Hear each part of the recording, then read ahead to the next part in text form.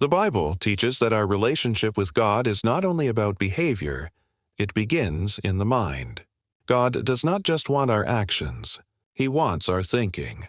Romans 12:1-2 says, I beseech you therefore, brethren, by the mercies of God, that ye present your bodies a living sacrifice, holy, acceptable unto God, which is your reasonable service.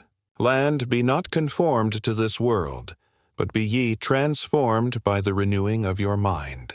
The renewing of the mind is an offering to God. Just as sacrifices were placed on the altar, our thoughts must be placed under God's authority. Proverbs 23:7 says, For as he thinketh in his heart, so is he.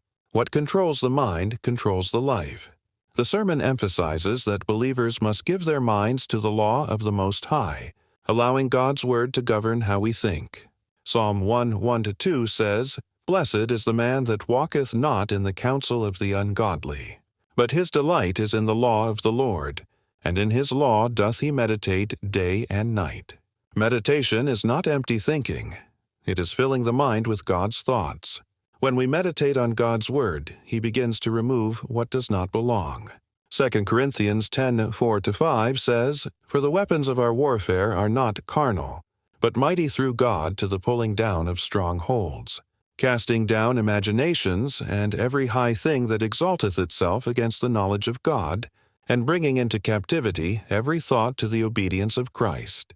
God is gutting out old thinking, removing lies, pride, fear, and worldly reasoning, and rebuilding the mind according to truth.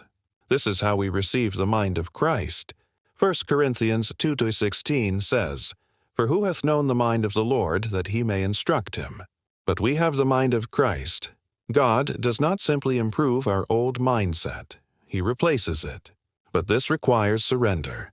Isaiah 55:8-9 says, For my thoughts are not your thoughts, neither are your ways my ways, saith the Lord. When we yield our minds to God, we allow Him to reconstruct how we see life.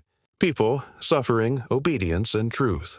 The sermon concludes by stressing that meditation keeps the mind occupied with God, leaving no room for the enemy. Philippians 4:8 says, Finally, brethren, whatsoever things are true, honest, just, pure, lovely, of good report, think on these things. To give God your mind is to give Him your life.